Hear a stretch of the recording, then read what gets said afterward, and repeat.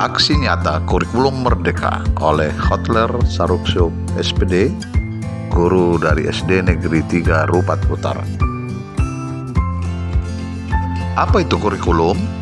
Kurikulum merupakan panduan pembelajaran pada satuan pendidikan di mana dapat dimaknai sebagai titik awal sampai titik akhir dari pengalaman belajar peserta didik.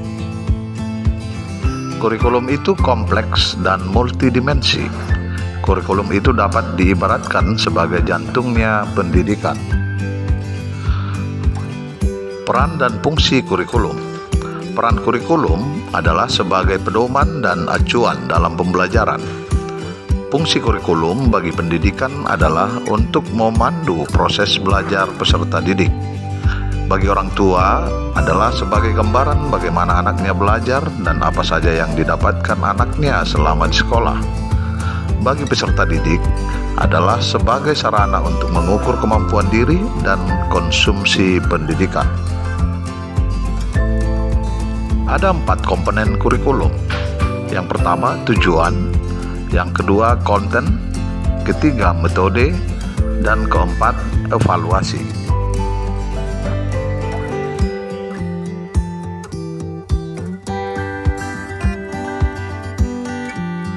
Apa pentingnya kurikulum? Kurikulum yang baik adalah kurikulum yang sesuai dengan zamannya dan terus dikembangkan atau diadaptasi sesuai dengan konteks dan karakteristik peserta didik demi membangun kompetensi sesuai dengan kebutuhan mereka kini dan masa depan. Mengapa kurikulum perlu berubah? Perkembangan teknologi informasi menjadikan sumber-sumber pengetahuan sudah semakin meluas. Anak-anak dapat belajar melalui internet, sedangkan dahulu sumber pengetahuan sangat terbatas pada buku dan guru saja. Oleh karena itu, metode pembelajaran harus disesuaikan agar anak-anak dapat memanfaatkan kemajuan teknologi ataupun kemajuan zaman tersebut ke arah yang positif. Kurikulum operasional satuan pendidikan harus bersifat dinamis. Artinya dapat diubah sesuai perubahan dan perkembangan zaman dan budaya yang diadaptasi sesuai lingkungan geografisnya. Kurikulum terus dikembangkan sesuai konteks dan kebutuhan peserta didik untuk membangun kompetensinya agar dapat beradaptasi untuk masa kini dan masa yang akan datang. Ada 5 prinsip pembelajaran. Yang pertama, mempertimbangkan tahapan dan capaian peserta didik. 2. Membangun kapasitas untuk menjadi pembelajar sepanjang hayat. 3. Mendukung perkembangan kompetensi dan karakter peserta didik. 4. Menerapkan pembelajaran yang relevan.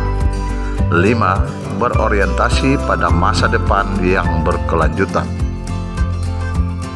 Sebagai solusi adalah dihadirkannya kurikulum merdeka yang memberikan kemerdekaan kepada satuan pendidikan untuk mendesain kurikulum yang berpusat pada murid sesuai dengan kondisi sekolah, konteksnya, dan juga lingkungannya. Bagaimana untuk mewujudkannya? Seluruh stakeholder pendidikan perlu dilibatkan.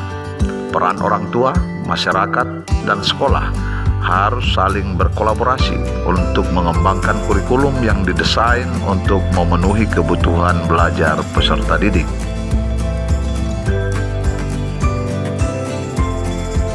Sekian dan terima kasih.